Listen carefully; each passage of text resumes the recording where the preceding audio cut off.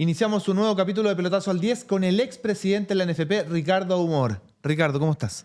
Hasta aquí vivo, digo yo. ¿Sí? Sano, que es importante. Gracias a Dios. Sin salud no hay nada, la verdad. Lo que no está sano es el fútbol chileno. Si hubiera que elegir la peor ley entre la de sociedad anónima y la violencia en los estadios, ¿cuál es peor? El fútbol chileno no es el que está mal. Yo creo que estamos todos mal. El país entero. El país entero, sí. Sí, porque el capítulo daría como 5 horas. Si nos centramos en el fútbol, como te decía, ¿cuál ley es peor para ti? ¿La de sociedad anónima o la de violencia en los estadios? Es que no hay cosas que son absolutas. Las sociedades anónimas fueron muy importantes cuando se hicieron. Porque regularon una actividad, le dieron un ordenamiento, los cumplimientos. Pero como en todo orden de cosas, a través de los años echa la ley, echa la trampa. Y ya tenemos más de 20 años con lo de la sociedad anónima y no se han reformulado nunca. Hemos pretendido cambiar la Constitución. El mundo cambió, la gente cambió. Tienes que adaptarte a los nuevos tiempos. Y lo único que no ha cambiado es el fútbol. O sea, seguimos exactamente en lo mismo y peor todavía. Porque, Cuando tú hablas de reformular, ¿qué cosas crees que hay que cambiar? Por ejemplo, yo planteo que en Alemania ninguna persona natural puede ser más dueña de más del 50% de un club. Acá sí. Acá, por ejemplo, tú, si quisieras mañana, dentro de la potestad que te da de ser dueño de un club, puede hacer que el equipo que jugó celeste toda su vida juegue de verde. En la U puede pasar eso, en Colo-Colo puede pasar eso y no hay contraparte. bueno, por eso es que te digo que fueron muy importantes cuando se reguló todo esto y hubo derechos y responsabilidades. Pero a través del tiempo, si tú no te vas adaptando a las circunstancias y al modernismo y el avance de la vida, empiezan a pasarnos cosas donde no funcionamos de acuerdo al mundo que estamos viviendo. Yo creo que el mundo se transparentó, la tecnología lo transparentó, y la gente necesita saber, necesita creer, y el ser humano, pecador de la época de Adán. Entonces, ¿quién tira la primera piedra? Entonces yo creo que el fútbol chileno tiene la obligación de replantearse, tiene que cambiar su esquema, su estructura, su forma de administrar. Yo creo que aquí ya se terminaron los feudos personales. El deporte es algo que le pertenece al país y tiene que ser una actividad abierta y transparente. Yo todavía no entiendo por qué los consejos son cerrados. Los juicios se televisan y el fútbol está encerrado y sigue encerrado. Y la gente no sabe nada, dudan de todo, dudan de los árbitros, dudan del VAR, dudan de los dirigentes. Y no transparentamos la actividad ni la profesionalizamos. O sea, yo creo que hay un tema muy profundo. Desde la época que tú eras presidente a la de ahora, ¿qué es lo que más extrañas? Que era un mundo distinto, era una época más romántica. Y nos preocupábamos de poder ocupar espacios donde tuviéramos apoyo, que hubiera confianza, que hubiera credibilidad. Entonces, mi padre, que estuvo muchos años en la Confederación Sudamericana, cuando yo fui electo en la Federación de Chile, lo primero que hizo fue llevarme a Argentina a almorzar con Julio Grondona y Eduardo De Luca. Y los cuatro nos fuimos a almorzar ahí, y en el fondo, ¿cuál era el objetivo? El papá les dijo, por favor, cuiden a Ricardo. Y yo creo que eso fue muy importante porque ellos de una u otra manera sintieron que había un apoyo, un respaldo. El papá tenía un prestigio enorme en la Confederación. Y yo creo que me cuidaron. Es importante eso porque hoy se habla de que no tenemos peso. Pero el peso no se trata de ser pesado, de poner el pie arriba, sino de tener una trayectoria. Tu papá la tenía, tú la tuviste, la tienes, pero en ese momento, claro, él como buen padre te llevó. ¿Y cómo fue esa conversación? Porque a esa altura Nicolás Leo ya llevaba 20 años de presidente de la Conmebol, Eduardo De Luca es su brazo derecho. Sin lugar a dudas, pero de una u otra manera eran las personas que dominaban el ambiente. Entonces papá quiso ir a hablar con ellos, conociendo la interna, porque el papá lo respetaron siempre mucho, porque se cuidaba mucho de los detalles y de la transparencia. Y yo creo que fue positivo, porque la verdad es que me ayudaron. Yo te dije Nicolás Leo, perdón, era Julio Grondona. Con el que fuimos a almorzar fue Julio Grondona, pero Leo estaba ahí, también. Leo era el presidente. Claro. ¿Quién pagó la cuenta? Pusieron perro muerto. No. Yo creo que la pagó la Confederación. Total, plata había, digamos. Oye, Ricardo, y con respecto a la otra mitad que te hablaba, lo de violencia en los estadios, ¿cómo? Porque tú me hablabas recién que el país está enojado, está frustrado. Esa frustración claramente se ha pasado a los estadios. No solo ahora. Esta ley existe desde el año 94, han pasado más de 30 años y seguimos las mismas, y cada vez peor. Lo que ocurrió en el Colo-Colo Fortaleza, ¿qué sensación tienes tú después de todo lo que hemos vivido? De impotencia porque yo viví una época distinta, de mucha credibilidad, de mucho apoyo, de apoyo en las desgracias o en las necesidades. Era un mundo distinto, era un mundo donde, por lo menos el que yo viví, donde el argumento era válido. Hoy día no es válido el argumento, hoy día es válida la conveniencia. Entonces, los que estamos formados de una manera distinta, extrañamos eso. Y yo creo que eso es lo que necesita el país. El país hoy día necesita apertura, necesita profesionalismo, necesita transparencia, sobre todo en el deporte, sobre todo en el fútbol. Si las sociedades anónimas deportivas se hicieron de una u otra manera para ordenar el caos que teníamos, no te olvides que había quebrado Colo-Colo, la U, era una administración muy difícil, de mecenas te diría yo.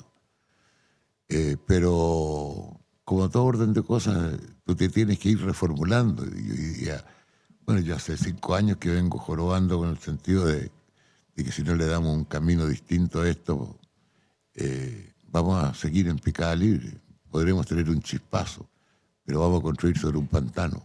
Yo creo que las cosas cambiaron en el mundo, cambiaron en el país y hay que adaptarse a ellas. Sobre todo una actividad como el fútbol que le pertenece a la gente. Si tú, en la ley puedes ser dueño de un club o de la sociedad anónima, pero en el fondo lo estás administrando porque tú sin la gente eres nadie. Es algo que le pertenece al país, entonces no es justo que esto se viva encerrado sin participación de los demás, o que los demás sepan de qué se trata. Si dijo la gente se pregunta quiénes son los dueños de los clubes. En el mundo actual, a mí me cuesta entender cómo ningún gobierno ha podido, así como hizo la Sociedad Anónima Deportiva, me cuesta entender por qué no las reformulan con derechos y obligaciones, si sabemos dónde están las deficiencias. Y yo creo que es factible hacerlo, y eso creo que lo debiera hacer el gobierno, así como hizo la Sociedad Anónima Deportiva. O sea, quisimos cambiar una constitución y no vamos a reformular o modernizar el fútbol y transparentarlo. Eso es lo que yo no entiendo. Y hemos hablado con distintos gobiernos, con distintas personas, y todo ha sido difícil. Es muy raro porque cuando tú dices, claro, Ricardo Lago, a comienzos de siglo elige a Arturo Salá para crear el lobby y se genera esta ley, y fue muy rápida la ejecución. Y ahora pareciera que nadie le interesa, porque en la amplitud de la vida, si a mí me interesa algo, yo lucho por eso. No solo en el fútbol, en lo que sea, por un trabajo, por la persona que yo amo, etc. Pero acá no ocurre. Es muy loco lo que pasa. Y bueno, las barras con la violencia existe hace mucho tiempo. Yo decía, hace 30 años, tú eras presidente de la NFP cuando parte la ley de violencia en los estadios. ¿Ustedes nunca sufrieron como dirigentes presiones de barra? ¿Cómo manejabas tú ese tema? Tuvimos inconvenientes. Siempre hubo inconvenientes. Me acuerdo cuando trajimos a Real Madrid a jugar con Colo-Colo, hubo un problema serio. Uh-huh. Pero yo creo que se fue manejando porque tuvimos de una u otra manera comunicación con ellos. En el sentido de... Porque estos son un grupo de personas. Que hoy día sea distinto, que se esté manejando distinto, yo te hablo de esa época. Era un grupo de personas. Bueno, incluso ahora, si había 40.000 personas en el estadio del partido con Colo-Colo y entraron 30 niños de 15 a 16 años a la cancha. O sea, ¿qué pasa con él? O sea, ¿dónde está la fuerza de los demás? No sé, yo creo que esto es muy participativo y creo que de una u otra manera hay que comprometer a la gente con objetivos. Claro, porque en la época que tú eras presidente, yo recuerdo una frase de Ascar Gorta cuando decía, juega Chile, pero yo veo solo camisetas de Colo-Colo, de la U, de la Católica, no hay camisetas rojas.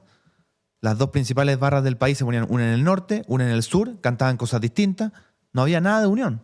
La única unión era este equipo que empezó a ganar, con Salah y Zamorano, y llevaron a Chile a un mundial después de 16 años. Entonces, ni en eso se unían.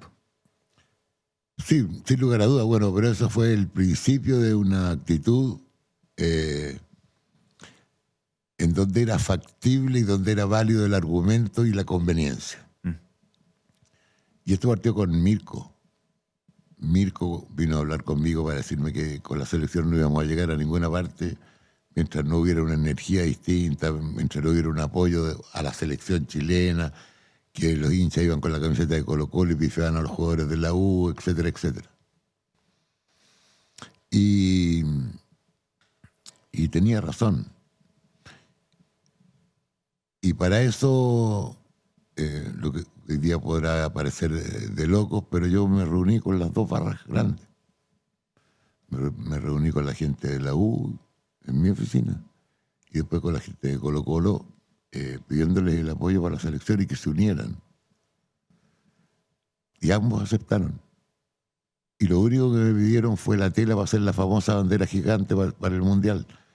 Y yo los recuerdo hasta el día de hoy. Yo hasta el día de hoy tengo contacto con Kramer, con Anarquía. Anarquía está trabajando cerca de Rancagua. Todavía no puede entrar al estadio, pero es una persona inteligente, un tipo, es profesor, y entienden de argumentos. Mira, para recibir también hay que saber dar y saber considerar. Y en esa época fue muy hermosa y yo estaré eternamente agradecido porque se unió un país detrás de una selección. Porque esas energías son las que se requieren en este tipo de actividad y en casi todas, la verdad. ¿Y cómo los convenciste? Diciéndole que si clasificábamos al Mundial les iba a dar un pasaje para que fueran. Y ambos lo entendieron. Pasaron el año nuevo juntos después. Con no, ese regalo. No, pero es que, ¿sabes lo que pasa? Yo puedo entender que estamos en una época distinta, pero en esa época había más diálogo y había más argumentos en donde todos tenían un objetivo. Y ellos lo entendieron y llenaron el Estadio Nacional con 80.000 personas, las dos barras, con la bandera gigante, que fue lo único que pidieron, la tela para hacer la bandera gigante. Impresionante. O sea, yo eso no me puedo olvidar más porque Chile logró ciertos objetivos producto de la energía que colocaron en el estadio. Es impresionante. Esta es una actividad emocional y pasional por excelencia. Y hoy la estamos convirtiendo en un tema económico, con falta de transparencia, un mundo distinto al que yo viví. Sin duda. Bueno, que volvemos al tema del inicio, porque cuando hablamos de que las sociedades anónimas y su aporte, sin duda que hay cosas buenas, pero el hincha pasó a ser un cliente. Y no a todos les importa el cliente, a todos les importa terminar con números azules del año. Entonces, hablemos de la inversión en las canteras, por ejemplo, que tú sí lo has hecho. Aparte, has invertido en el club que compraste. Tú algún día te vas a ir de O'Higgins y las divisiones inferiores van a tener el Monasterio Celeste para toda la vida. Eso queda más que un título, el primero que ganaron en el 2013, sin duda, porque es la memoria. Se invierte poco. Lo único que quieren es, ojalá sacar un cabro luego para venderlo, caja. Después traer un jugador desde Argentina, como Colo-Colo trajo Solari, ojalá me rinda, terminó siendo el gol más importante de los últimos años, lo vendo a River, caja. Pero todo tan... es un supermercado al final de cuentas. Bueno, por eso que te digo que si no reformulamos esto, porque nosotros nos sentimos que estamos luchando en el torneo con desigualdades enormes. Porque nosotros no tan solo nos preocupamos del primer equipo, nos definimos desde un inicio como un club formador. Y por eso lo del Monasterio Celeste. Y por eso que tú vives toda la semana con los niños de 8 años en cada una de las categorías. Hay un aspecto deportivo y social enorme de los niños. Las alegrías cuando sabemos que niños que han dejado la droga o que han dejado el licor, producto del deporte, uno ve la alegría de los padres. Y eso tú lo vives adentro del monasterio. Y eso tiene un costo. Entonces, cuando yo te digo que luchamos en forma desigual, es porque de los presupuestos nosotros le destinamos un 20% a todo lo que es cadete. Después hay un 10% para mantener el monasterio, que es un lugar maravilloso, pero que tiene un costo importante. Y también para el primer equipo. Y después hay otros clubes con los que tú compites, que no les interesan los menores, los tercerizan. Se preocupan solo del primer equipo, reciben la misma plata que tú y le invierten todo en el primer equipo, traen mejores jugadores puntualmente para hacer negocio, te ganan en la cancha, pero al país que le dejan, cero. Por eso que te digo la necesidad urgente de reformular la Sociedad Anónima Deportiva. Porque si nosotros tuviéramos otra forma de mirar las cosas, yo lo primero que tendría que hacer para competir mano a mano con ellos sería vender el monasterio, arriendo una cancha para entrenar. Y me preocupo solo del primer equipo. ¿Pero qué le dejas al país? Oye, yo veo cómo los canteranos van progresando, cómo han habido cambios, cómo le están dando chance a los chicos de poder jugar con series mayores para que se vayan acostumbrando. El último partido jugaron 5 canteranos en el primer equipo. Y eso para nosotros es importante porque es algo que le va a ir quedando al país. Por eso que te digo, esto requiere una reformulación absoluta y una transparencia absoluta.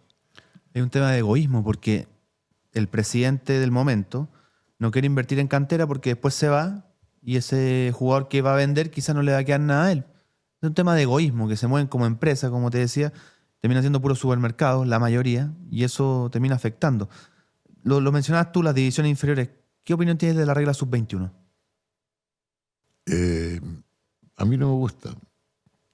A mí no me gusta porque si tú quieres buscar la excelencia, tienen que ser por mérito, no por obligación. Ahora, sí lo importante que es, lo importante es darle la chance a los jóvenes que puedan desarrollarse, que puedan pelear y que puedan llegar, pues. Y por eso hay una serie de cosas que hoy no estamos haciendo. Nuestra competencia de los jóvenes es paupérrima. No hay mayor competencia. ¿Cuántos años hace que no tenemos una selección sub-17, sub-20 compitiendo internacionalmente o con permanencia durante el año? Al contrario, cada vez achicamos más, no hay presupuesto. Ahora los presupuestos de los jóvenes se los pasaron a los clubes, vamos a jugar en forma regional. Entonces, ¿qué es lo que esperas de eso? Si es un milagro, por eso que digo que hay talento en Chile, pero que está muy mal trabajado. Porque las reglas no son las que debieran, Claro. para mi gusto. No, por eso te digo que un mérito que O'Higgins ocupe 5 canteranos en la última fecha, porque se le critica mucho a los técnicos, sobre todo de equipos grandes, que no le dan la oportunidad a los jóvenes. Pero el joven viene mal trabajado de antes. Mala alimentación, malo entrenamiento. Entonces después viene un jugador de la B de Argentina, lo botas haciéndole cuerpo. Son niños desnutridos que llegan a ser profesionales y no juegan porque no es porque el técnico no quiera, es que no terminan estando capacitados. Y más encima, no trabajan la frustración. Porque personas como Zamorano, como Vidal, no nacen a cada rato. No, pues ellos tuvieron una chance distinta. Y ellos se esforzaron y se preocuparon y tomaron las oportunidades que le dio la vida y la pelearon. O sea, no te olvides que Zamorano cuando llegó al Real Madrid dijeron que era el quinto delantero. Exacto. A mí la indignación que me da es que yo veo que hay talento en Chile, pero está muy mal trabajado. Muy mal trabajado. Y mientras no cambiemos las reglas del juego, mientras no reformulemos los torneos, hasta los torneos están mal hechos, las distintas divisiones están mal hechas, aquí hubo conveniencia, aquí inventaron series para salvar equipos. La segunda división profesional. Pero por favor. Un negociado. Bueno, pero entonces yo te digo, y nadie dice nada. Entonces aquí nos preocupamos de decir que se vaya Milad, si se puede ir Milad, pero vas a traer ¿a quién? Al que traigas en este esquema va a fracasar. Podrás tener un chispazo, pero vas a construir sobre un pantano. Tienes que cambiarlo de esquema. Yo sostengo que ningún presidente del club puede dirigir el fútbol chileno. Tú tienes que traer una administración profesional. Hay chicos que trabajan en clubes, en instituciones y que son maravillosas, tienen una administración maravillosa. Y si eso es necesario reformarlo, te traes a un par de personas de la FIFA o de la Conmebol para desarrollar un plan integral de trabajo, pero y rentada, con objetivos claros a 4 años. Si la Confederación te da 40 o 50 mil dólares mensuales, tú lo financias con eso. Pero una administración profesional. Y los presidentes de clubes serán como el Senado. O sea, hay que ponerse en el mundo actual y transparentar esta actividad. La gente necesita volver a creer. Cada vez estamos más reducidos en todo. Cuando uno ingresa a la NFP, acá hay una foto que te voy a mostrar, sale el logo de la NFP y atrás dice Federación de Fútbol de Chile. que es lo que hablamos muchas veces, la separación. ¿Cuántos años crees que le ha hecho eso a... Aquí está la foto. Debería estar separado, pero está unido, y hace rato. ¿Tú intentaste separarla? La verdad que no, porque era una época distinta y nosotros teníamos una convivencia muy linda e importante con el fútbol amateur. Eh, Conversábamos mucho, dialogábamos mucho, buscábamos en conjunto los caminos, había una integración mayor. Pero te estoy hablando de hace más de 20 años. El país era otro, el romanticismo todavía existía, la credibilidad todavía existía, las confianzas todavía existían. Entonces había energías positivas, que es lo que yo hoy día extraño. Hoy día la gente está enojada, enrabiada, y no reaccionamos con criterio, reaccionamos con rabia. En todo orden de cosas en la sociedad lo veo. Sé que uno dice, no sé, yo creo que Dios fue muy sabio cuando te dio cierta cantidad de vida, cierta cantidad de años de vida. Porque llega un minuto en que no entiendes nada de lo que pasa. Hoy día es tan distinto, por lo menos, lo que yo viví. Pero en este caso del deporte yo creo que es absolutamente factible unir a un país. Nuestro país es maravilloso. Y es maravilloso cuando cree, porque son leales, solidarios, te perdonan hasta las cagadas. Pero creen en un objetivo y te siguen. Por eso que la Teletón tiene éxito. Porque les importa. Y porque cualquiera puede ser la situación económica del país, pero la Teletón llega y la gente le responde. Porque creen en eso. Hoy día, ¿a quién le creen? Se cayeron los pilares que sostenían la sociedad, pues. Se cayó la iglesia, los empresarios, los políticos, las Fuerzas Armadas, todos, pues. ¿Quién tira la primera piedra? ¿Qué piensa la familia que nació en La Pintana y que se sacan la cresta para poder mantener al hijo en el colegio y para terminar el mes? Y ven que los empresarios se coluden para subir los precios de los huevos, los pollos, los remedios o lo que sea. ¿Qué piensa él? Tiene razón el país, pero tiene que llegar un minuto donde tenemos que hacer el mea culpa, po. Porque no podemos seguir en esta disyuntiva que tenemos hoy donde nadie le escucha a nadie. Tú ves los programas, no sé si deportivos, pero al menos políticos, donde nadie le está escuchando al otro. Está solo pensando en cómo lo rebate. Pero nadie quiere rescatar nada del otro. Cuando hay cosas tan importantes para el país.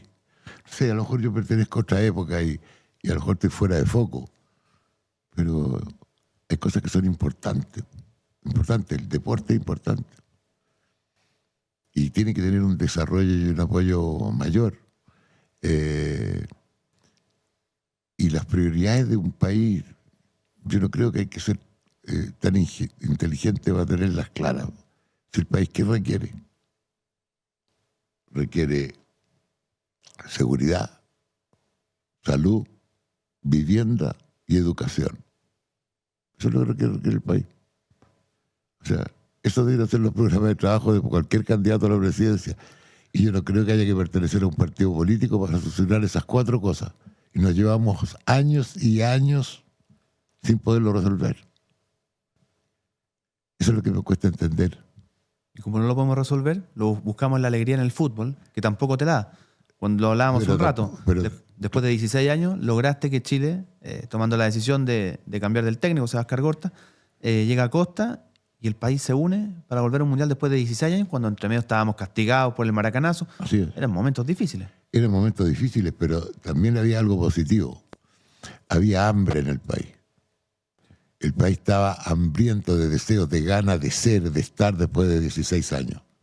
Y esa incondicionalidad de la gente, que te digo, a mí me emociona hasta el día de hoy, fue vital.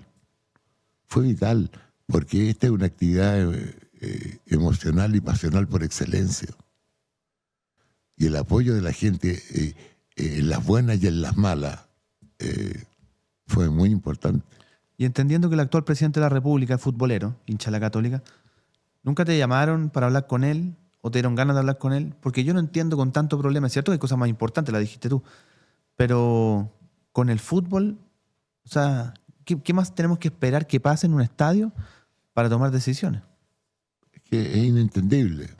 Yo me entrevisté varias veces, me invitaron a desayuno con distintos gobiernos, desde el gobierno de la presidenta Bachelet, de Piñera y del presidente Boric. Y fui a desayuno con senadores importantes que tenían la inquietud. Pusimos las cartas del rey a la mesa, les dijimos qué es lo que pensábamos, pero nunca hubo respuesta. Y nosotros tenemos eso de dilatar todas las cosas. O sea, ¿cómo podemos tener años para sacar una ley? Años en cosas que son vitales para todos. 4 puntos te nombré. ¿Es necesario pertenecer a un partido político para solucionar el problema de vivienda, de salud, de educación y de seguridad? Hay que pertenecer a un partido político para eso. Discutiremos la forma. Entonces el país está aburrido, el país está enojado. Y yo entiendo que está enojado. Y te voy a decir algo más.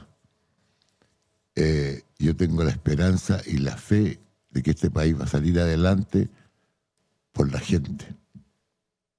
Yo creo que las decisiones más importantes que se tomaron, y por eso que el país sigue vivo, las tomó la gente. No la tomaron ni los políticos, ni los empresarios, nadie. La tomó el país.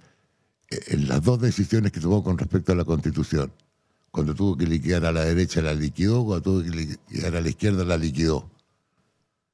Porque cualquiera de esas 2 fórmulas que hubiera salido, el país estaría mucho peor. O sea, yo creo en la gente. Tengo esa fe y esa esperanza. Pero tiene que aparecer un liderazgo creíble. Hoy día yo creo que la gente, producto de las circunstancias y producto de la transparencia del mundo, no le cree a nadie. Hay un tema importante que planteas tú, esto de que la gente cree, y sobre todo los hinchas creen en su equipo, sobre todo cuando el equipo, uno sueña con ser campeón y por primera vez y no se da. Te quiero mostrar una fotaza donde tú participas, porque después de perder la final del de Apertura 2012, una final que se recuerda mucho por los errores arbitrales, año siguiente O'Higgins logra ganar el campeonato en un partido de definición contra la Católica. Ahí estás tú con la copa, con Eduardo, con gente del cuerpo técnico. ¿Qué sentiste ese día? O primero, ¿qué sentiste el 2012 primero? ¿Sentiste que te robaron? Sí. Sentí que nos robaron. Es tan difícil de repente el poderlo calificar. Seguro. Pero creo que fue absolutamente injusto. Absolutamente injusto. Pero mira lo importante de esa fortaleza. Cuando perdimos ese partido, pensé que llegamos a los penales, ¿cómo habrá sido la frustración que no convertimos ni un penal? Ni uno. Voy al camarín y me encuentro al Toto encerrado en su sucucho ahí en el camarín, pateando las paredes con una rabia, con una indignación. Digo, ¿sabes qué? Tomarlo con calma, esto no fue justo, etcétera, etcétera. Bueno, a los 10 minutos salió al camarín a hablar con los jugadores, los sentó a todos y les dijo, muchachos, esto fue injusto, lo merecíamos nosotros, pero vamos a levantar la cabeza y vamos al próximo torneo a ganarlo. Se sacó toda la rabia y se centró en el próximo objetivo. Fue muy lindo, muy lindo y muy emocionante de ver a una persona sacando la rabia y la indignación que tenía y poder salir a hablar con los muchachos para decirles, ¿saben qué más? Esto fue injusto. Vamos a pelearlo el próximo semestre. Y hay un tema de convicción porque no fue campeón ni en el siguiente ni en el subsiguiente. Fue 3 torneos después, en diciembre del 2013. ¿Cómo recuerdas ese día? ¿Sentiste que la vida te debía esa? Son sensaciones donde el ver la alegría de la gente. Por eso te digo, aquí nadie nació para estar solo. Las emociones y las vibraciones, el sentimiento de gente que a lo mejor tú no conoces, pero que sabe que están, que existen, es importante. O sea, ver 20.000, había 40.000 personas, 20.000 de O'Higgins y 20.000 de la Católica. Y en un ambiente espectacular. Esto es difícil comprarlo. Para eso hay que sentirlo. Ahora que se daban ciertas circunstancias, O'Higgins nunca había sido campeón, entonces había ciertas circunstancias y se había armado un equipo ni siquiera estelar, pero convencido y muy metidos en el cuento. Por eso que la credibilidad y la confianza son vitales en esto, el ir con las dos manos de frente. Hoy día nadie va con las dos manos de frente. Hoy día van con una adelante y con la otra están preparados para el combo. Ojalá con una adelante. No, claro, ojalá. Dentro de tus decisiones buenas como dirigente de O'Higgins, bueno, primero fuiste el primero que escogió a Sampaoli, antes que la U. Y después Berizzo había trabajado con Bielsa, y también lo trajiste. Fueron técnicos que fueron importantes. Después Eduardo llega a la selección chilena, al igual que Sampaoli. Hablando de la selección hoy, ¿tú sientes que Eduardo se apresuró en irse o ya no daba para más? Mira, de repente me cuesta hablar de Eduardo porque de una forma u otra Es familia. forma parte de la familia. Uh-huh. Pero sí te puedo decir que es una persona honesta, de principios y valores, de una generosidad extrema, un muy buen ser humano, lo veo permanentemente en el apoyo a la gente que más necesita, de su pueblo, en la Argentina o en el lugar que esté. Una persona de excepción, y yo creo que fue un error absoluto su cambio. ¿Haber llegado a Chile o irse?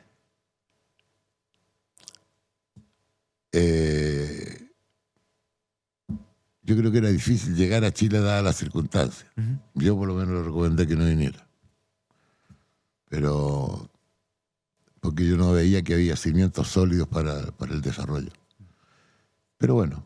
¿Es difícil hacerle caso al suegro? Es que es difícil cuando tú tienes una convicción o una pasión. Uh-huh. Y tienes un cariño. Él se asombró mucho ahora cuando se fue a México, me dijo, yo no sé cómo puedo haber cambiado tanto Chile de cuando estuve con Bielsa ahora. Impresionante el cambio en Chile. Fueron 15 años, ¿no? Sí. Y las personas que tienen una sensibilidad especial se sienten despojadas, se sienten de lado. Pero bueno, la vida es así, pero gran tipo, y yo creo que fue un error. Hay cosas que uno se puede caer, puede equivocarse, pero cuando hay convicción y hay responsabilidad de atrás, creo que hay que perseverar. La vida te ofrece cosas, tú te podrás caer, lo importante es saberte levantar. Y que el entorno, esa energía, hay un montón de cosas en las que antes yo creía, pero ahora no creo. Pero sí creo en las energías. Porque por lo menos lo que yo viví, lo que mi familia, mi padre vivieron, siempre hubo energías positivas, aún en la desgracia, que es lo que nos falta hoy día en nuestro país. Cuando Chile clasifica al Mundial de Francia, quizás injustamente, con respecto a Nelson Acosta, se dice que fue gracias a los goles de Salah y Zamorano.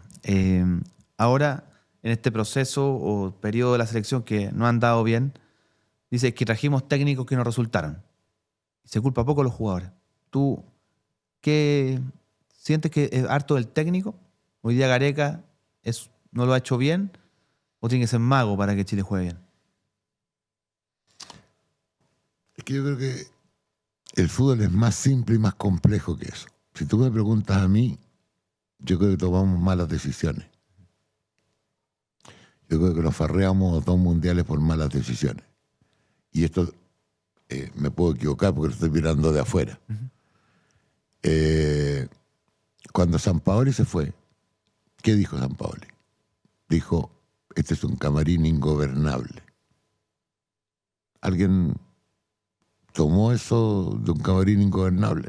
¿Alguien analizó lo del camarín ingobernable?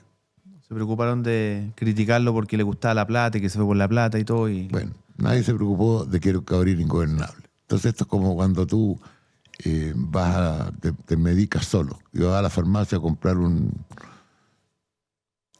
un remedio Y te tinca. que te tinca, que si tú este debe ser bueno. Te tomas el remedio y no te pasa nada. El problema no es el del remedio, es que no es el remedio adecuado. Y yo creo que ahí nos equivocamos, porque cuando tú haces conciencia que tienes un camarín gobernable, tienes que traer a una persona de mucha personalidad, de mucha autoridad y de mucha jerarquía. Y yo creo que trajimos buenos técnicos, pero no con las condiciones que se requerían para ese momento. Yo por lo menos lo miro así, desde afuera. Otra forma de interpretarlo que la encuentro válida. ¿Qué me pasa a mí? Tú, familia futbolera, todo ligada al fútbol, trajiste técnicos que tú sentiste que podían ayudar a que Chile fuera al Mundial. Pero por primera vez en la historia tuvimos un presidente que fue técnico y trajo un técnico de su gusto. Y eso para mí es el peor error que ha habido en la historia de la selección. Alguien dirá, pero ¿cómo si Pizzi no salió campeón de la Copa América? Pero es que no se trata de eso. Si tú durante 99 años no ganaste nada y trajiste a Bielsa, después eso se termina ejecutando con San Paolo y un estilo parecido, ganaste tu primera Copa América, o sea, te hiciste famoso comprando marraqueta y vendiendo marraqueta, no puedes traer a alguien que venda yuya. Tiene que traer a alguien que también siga vendiendo marraqueta. Y si después quedamos eliminados de 2 o 3 mundiales con jugadores, con técnicos que jugaban igual, acá está la famosa historia de cuando dicen que después de ganarle a Bolivia apenas, o a Panamá en la fase de grupos del 2016, el camarín se le para a Pizzi y le decimos, nosotros no jugamos así. Nosotros venimos jugando de otra forma. Partido siguiente, 7-0 México. 2-0 Colombia, bicampeón de América. Pero claro, es lo que dices tú, el carácter. El camarín se come a Pizzi y se come a todos los que vinieron después. Bueno, por eso que te digo yo que yo creo que ninguno de ellos era mal técnico, pero era el técnico adecuado para lo que estábamos viviendo después de que dicen que este es un camarín ingobernable. Es el tema, ¿quién profundiza? El problema es que aquí nosotros no profundizamos los conceptos, queremos salir del paso. Y no tenemos paciencia.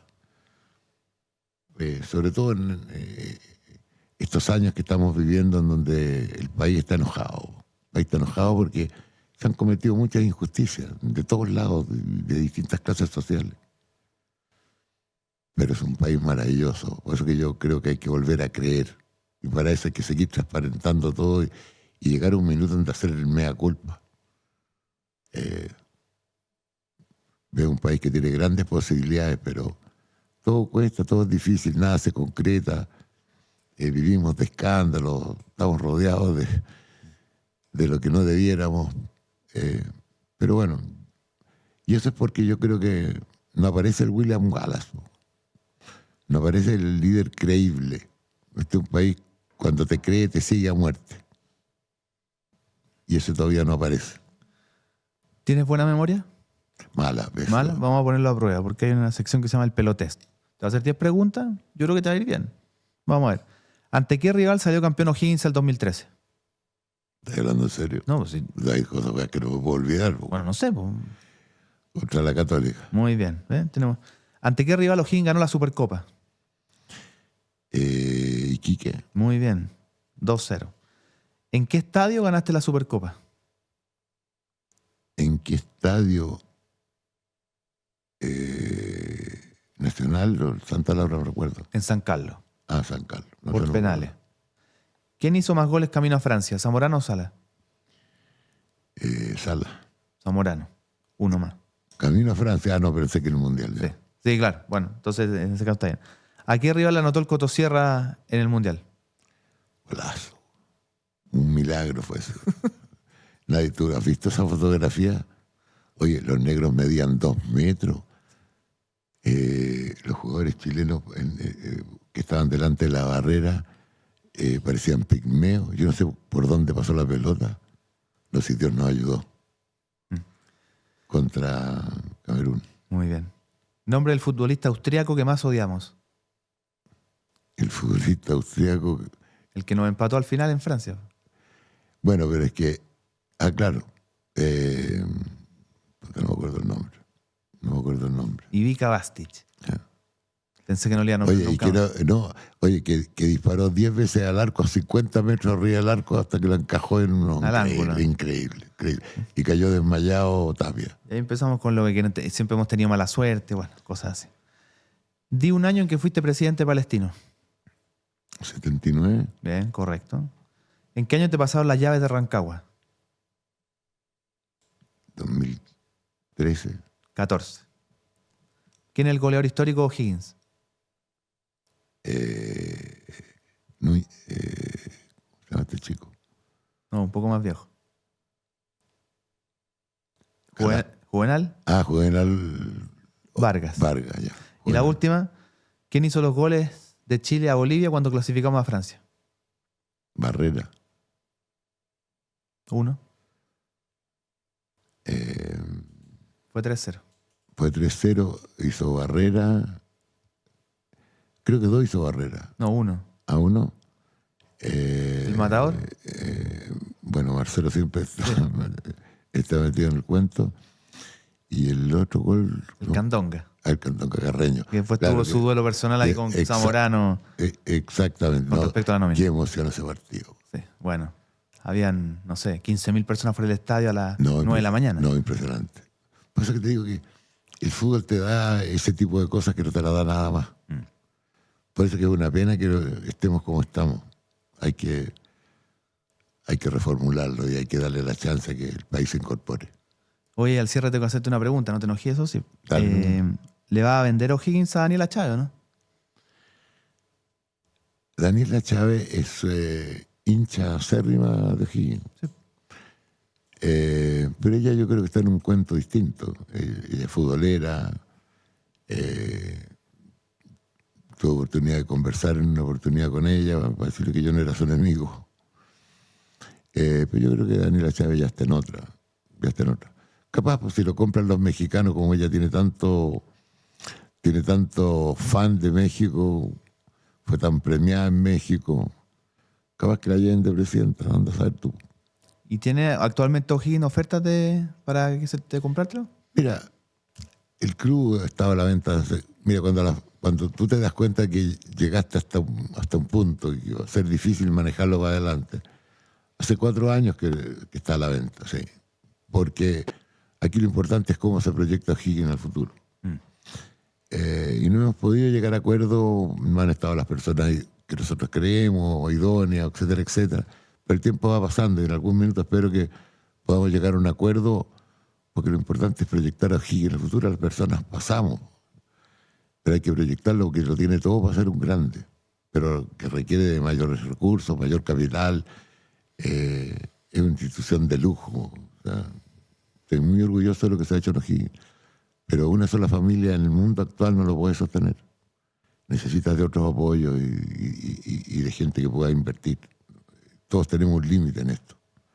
Y yo creo que O'Higgins está preparado para ser grande en la medida que incorporemos más gente, que podamos invertirle más.